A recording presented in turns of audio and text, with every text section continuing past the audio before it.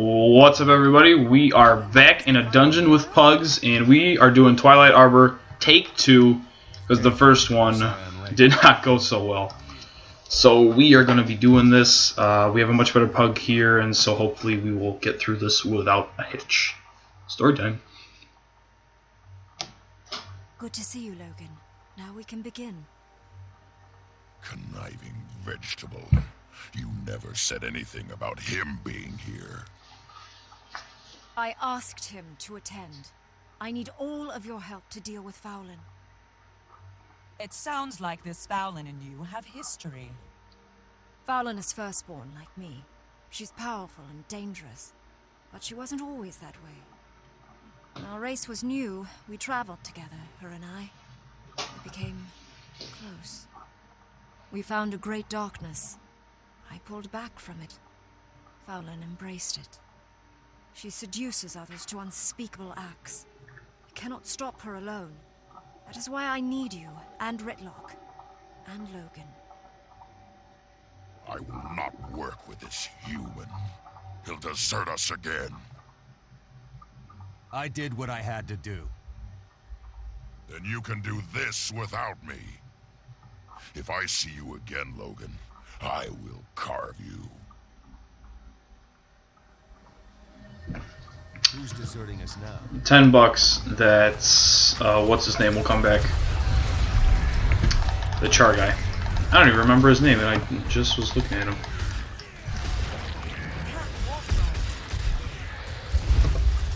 But yeah, hopefully this goes a lot better, because last time not only did I have a bad pug, I was also disconnected about halfway through. So yeah, not a fun time. People in the first pug, people were already dying just a couple minutes in, so this will hopefully be much better. Switch to wall of reflection here because I think that'll help. Oh boy. Alright, let's get all these guys. Okay. Hopefully I don't die from this.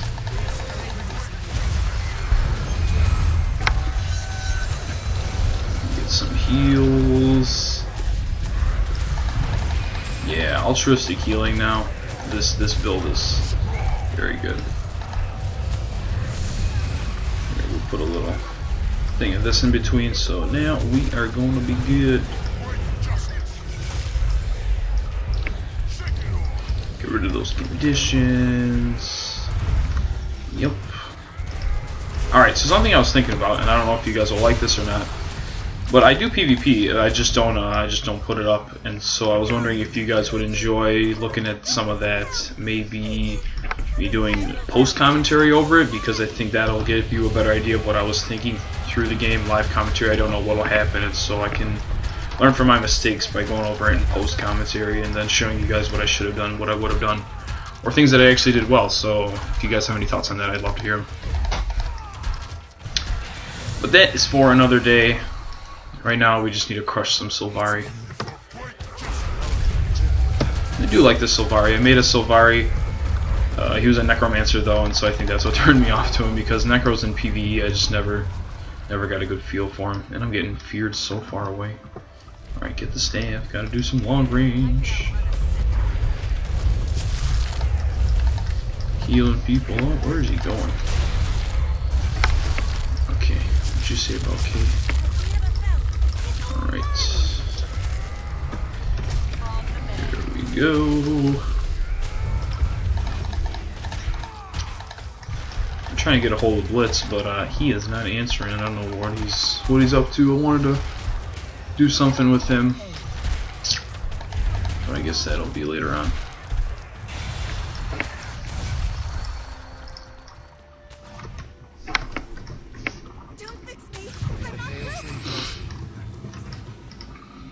Is this guy a good guy? That one's not. We're gonna hit him, do some damage.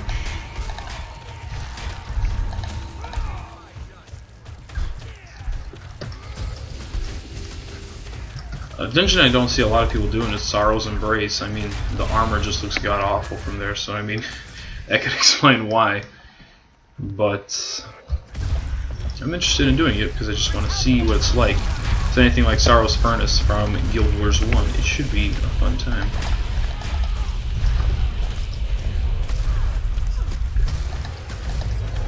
And we are getting the group together, the one that I was telling you guys about IRL friends.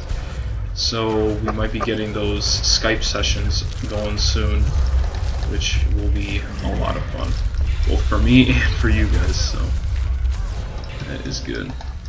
Oh, I thought we were doing EXP. Nope, you didn't read the LFG right. Sorry, friend.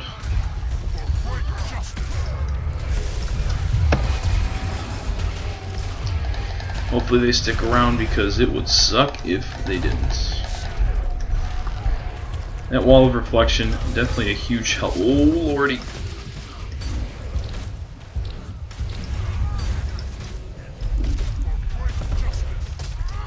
Holy mother. I don't know what is going on. No, I'm not healing you, Logan. Knock locked. I'm so dead. And immobilized. It is all just going bad. Oh, okay. Gotta get out of there. Why am I getting hit so hard?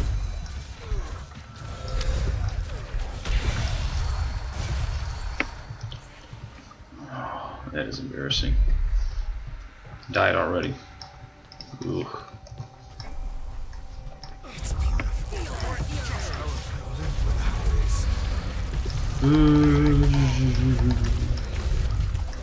At least have Mesmer sticking around. Let's look. Yeah, we got some good talent here. I can imagine this would be a lot harder if we were all around level 50. Spell bossing. Let's break these down. Yep.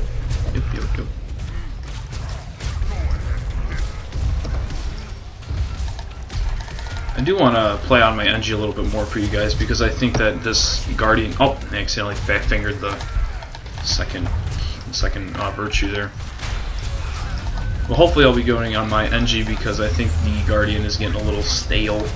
At least, I mean, I've been playing a lot of Guild Wars 2 lately, and so I definitely like to branch out, and so we'll probably be going, since I have a lot of time over this weekend, we'll probably be going into some of the other Let's Plays. But those will be a surprise. I'm waiting for one certain game to come out on sale on Steam, because as soon as it does, I will be making a Let's Play of that, because I already know the game. It's already been on sale before, so as soon as it gets up to where it was before, in the price-wise, because I don't want to spend too much. But as soon as it gets past a certain point in terms of price, it will be downloaded immediately, and we are going to play through it, because it is a fantastic game. You guys can leave your guesses below, but I definitely enjoy it. Something I want to talk about is the whole IP, new independent games, new independent IPs versus sequels, and I think sequels just games that are like a perfect example of this right now is obviously Call of Duty, but furthermore Assassin's Creed. Assassin's Creed 4, the pirate thing, Black Flag I think it's called, was just released, and I think that they're milking the series a little too much, and I think that I've only played one Assassin, no, scratch that, I've played two, but I think Assassin's Creed 2, which I have on PC, is a very good game, and I enjoyed it. Well, I shouldn't say very good, because I enjoyed it a lot, but I wouldn't rank it as some of my favorite games. But I think the whole series is getting milked a little too hard. I think they're trying to make a franchise out of it like Call of Duty did, and I think that's going to end up to its demise, because when you release games like that with no significant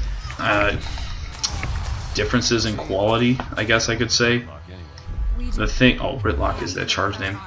So when you release games like that don't have big difference in quality, I think it really lowers the overall franchise, the worth of the franchise. And so I wish that they didn't do that with the Assassin's Creed, because I think they could actually be good games, but they just need to give them the time they deserve. And so that's my thoughts on that. I just wish they didn't have so many sequels. Hello, dear heart. I see your friends have already abandoned you. How does it feel? Fowlin, it is time to end this madness. The madness is yours. You rely on others when you know you belong here. With me. I've moved on. We shall see, dear heart. We shall see. 3 of my champions are here. I look forward to seeing how you and your remaining allies fare against them. So yeah, on the topic of sequels, you have games like Mass Effect, series like Mass Effect, where Mass Effect 1 and 2 are stellar, spectacular games, and then you have Mass Effect 3, which I don't even want to...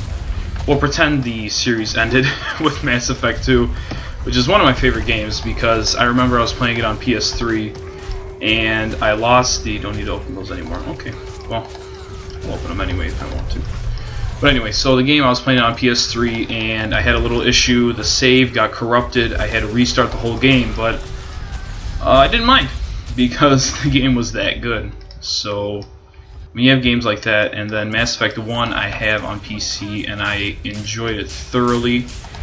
I just think it was a great game, and I think it's kind of interesting how far, like how different Mass Effect 2 was compared to Mass Effect 1, and like the big gap that they, with the way they changed the combat, the way they changed the whole, because Mass Effect 1 felt like a lot more of an RPG, and then you have Mass Effect 2, which is more, I think, of like an action game. I wouldn't necessarily call it an RPG, which is not to say it's a bad thing. It's just that it's a very different game, and so it's interesting to see how it made the jump and how it kept a lot of its fan base.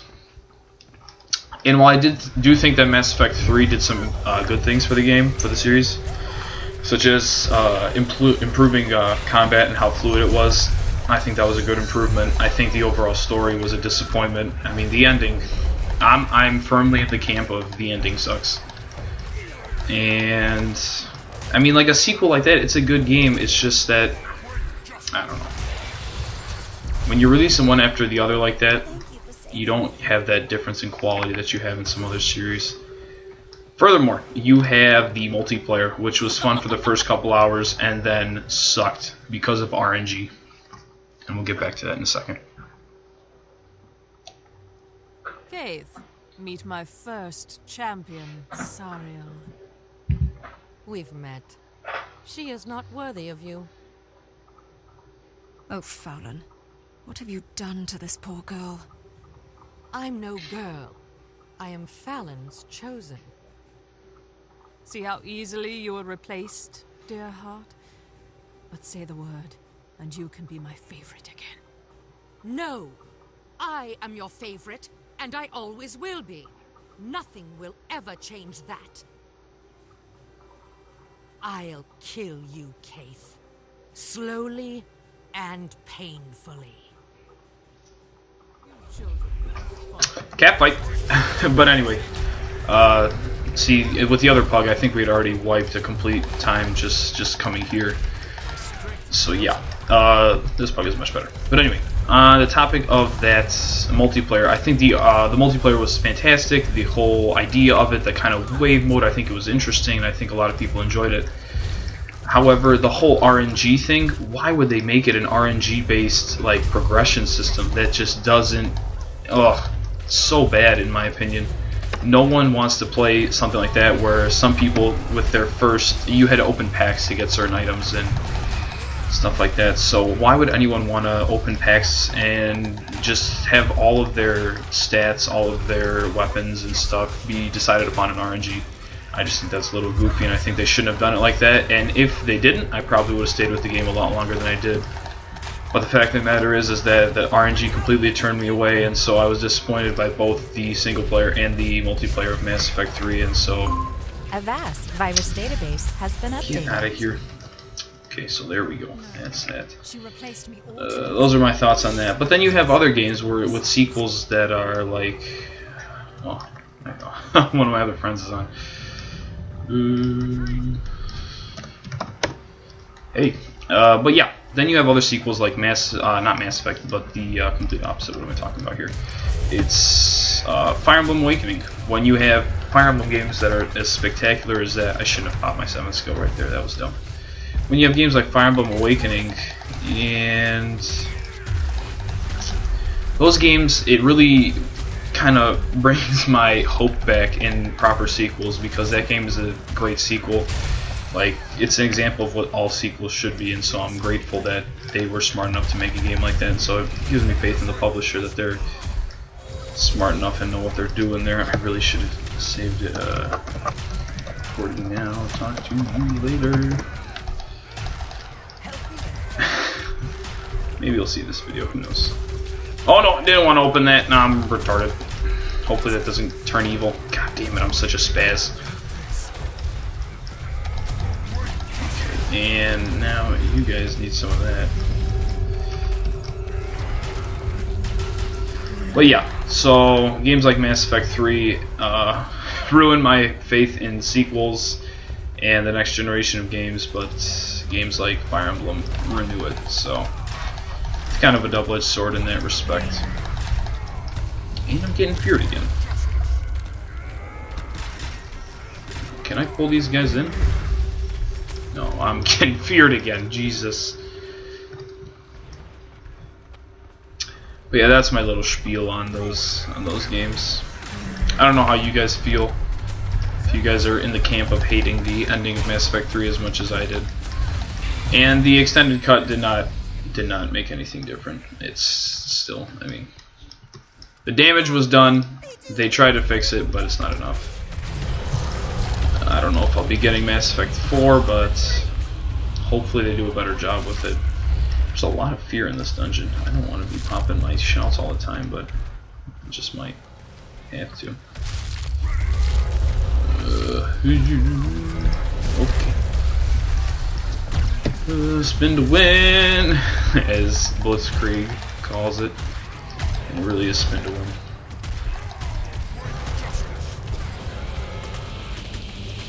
Oh my god.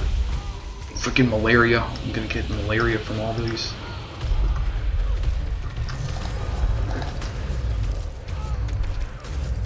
I like popping the Empower when my staff switch is almost done, so that I can. Oh, that's not what I wanted to do. Get over here. Alright. I missed a little bit of loot there. And we go onward. Nightmare hounds all over the place. Oh.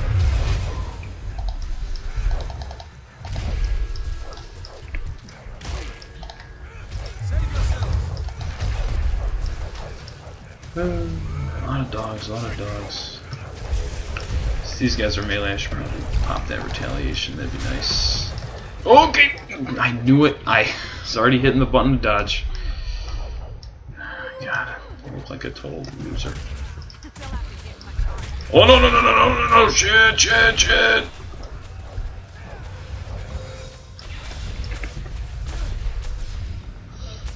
I don't like being the guy that goes down the most, because it makes me look like I'm a bad player.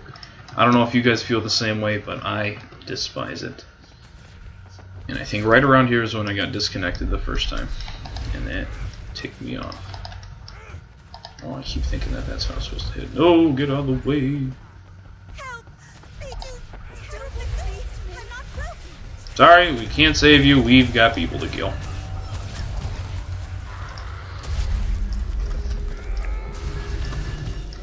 Get over here, Nightmare Core Archer. Oh shit!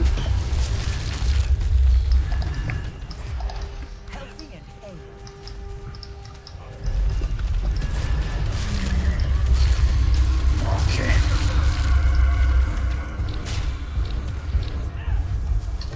God, Empower is such a good heal.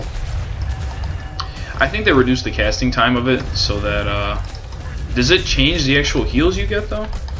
It felt like you got 4 stacks with the other one, but I think they just divided it differently, so you get more heal per stack. Regrow the Silvari Bridge.